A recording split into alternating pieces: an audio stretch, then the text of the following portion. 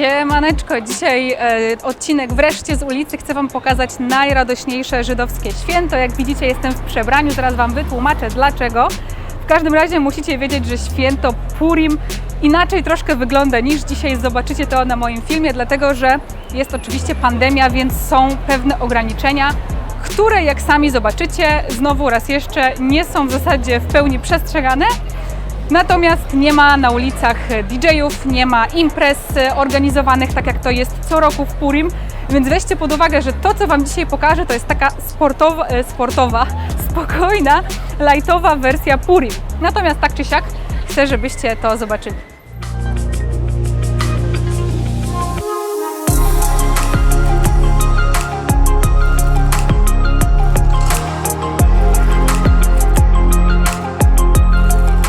Dlaczego święto Purim jest w ogóle takie radosne? Dlatego, że Żydzi wierzą, że to właśnie poprzez zabawę są w stanie odstraszyć zło.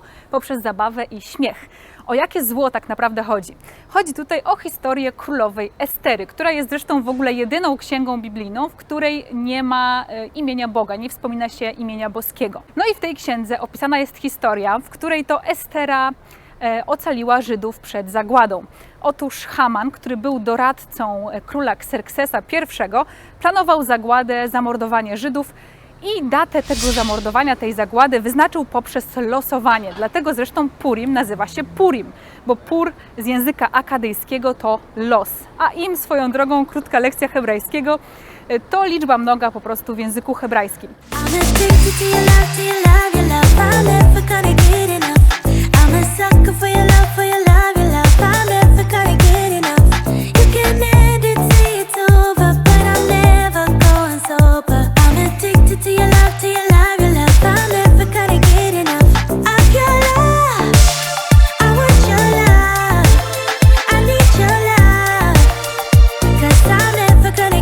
Królowa Estera postanowiła za namową swojego kuzyna Mordechaja wystąpić przed królem, który był zresztą jej mężem.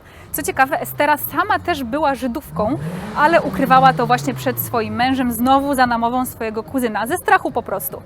No i postanowiła przed królem wystąpić, żeby namówić go, aby powstrzymać Hamana przed zagładą Żydów. To nie było łatwe, dlatego że nieuzasadnione wystąpienie przed królem mogło się skończyć karą śmierci. Dlatego Estera przez 3 dni przed pójściem do swojego męża modliła się i pościła. Dlatego też dzień przed Purim Żydzi poszczą. Chociaż powiem Wam szczerze, że ja w Izraelu zauważyłam, że mało kto już tej tradycji przestrzega. W każdym razie Estera udała się do swojego męża, opowiedziała mu o nikczemnym planie Hamana i ku radości Żydów król również stwierdził, że Haman zasługuje na karę i skazał go na śmierć poprzez powieszenie. Tym samym uratowano Żydów, no i to właśnie dzisiaj świętujemy w Purim.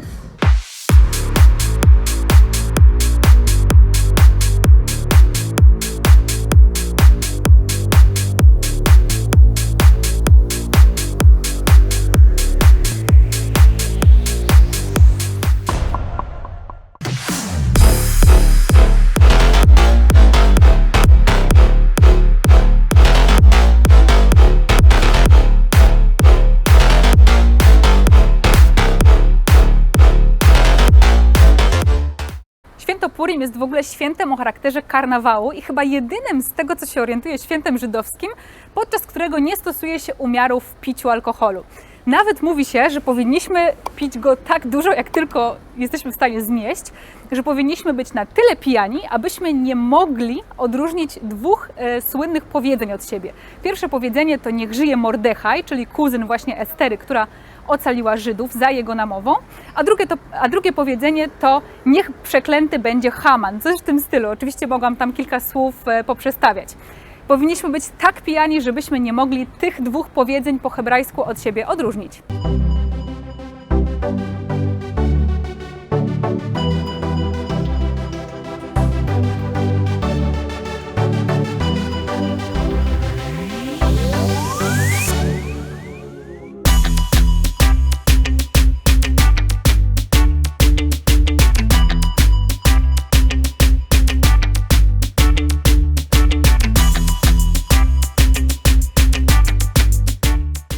święto Purim mega ważne jest to, żeby zrobić hałas, kiedy czyta się na głos Księgę Estery i dochodzi do momentu, w którym słychać imię Hamana, należy jego imię jak najszybciej zagłuszyć, czyli na przykład robimy to poprzez grzechotanie grzechotkami, tupanie, cokolwiek, głośną muzykę, tak żeby jego imię nie mogło wybrzmieć.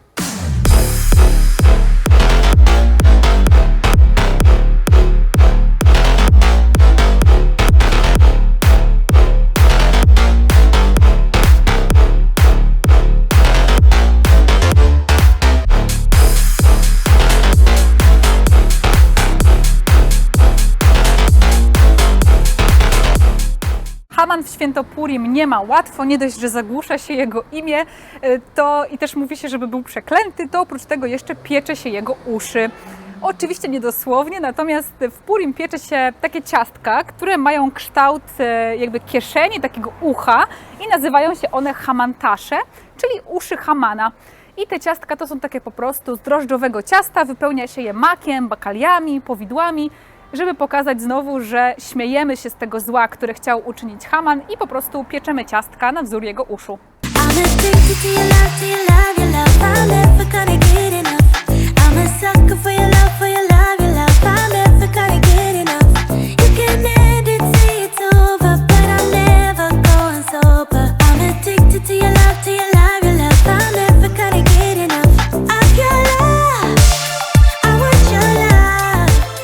Ważną tradycją podczas Purim jest obdarowywanie i wspieranie potrzebujących. Po pierwsze, jest tutaj praktykowane po prostu dawanie sobie w Purim prezentów. Często to są kosze ze słodyczami. Pracodawcy też swoim pracownikom często w biurach na przykład wręczają różne vouchery do zrealizowania, czy właśnie jakieś słodycze, prezenty.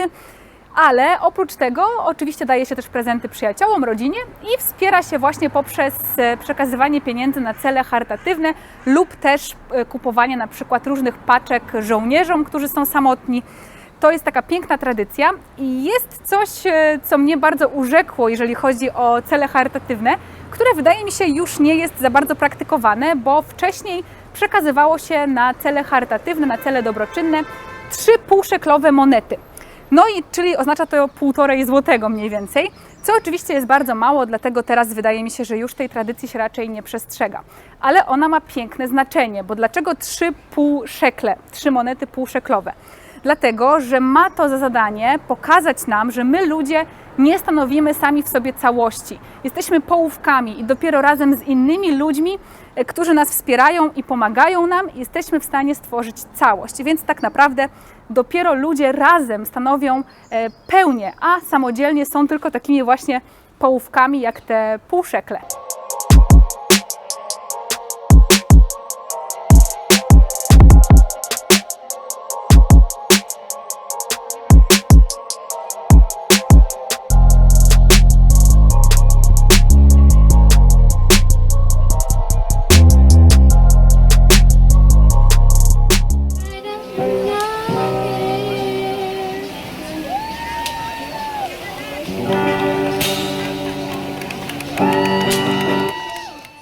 Tyle na dzisiaj, kochani. Mam nadzieję, że Wam się podobało. Purim Sameach, czyli Wesołego Purim.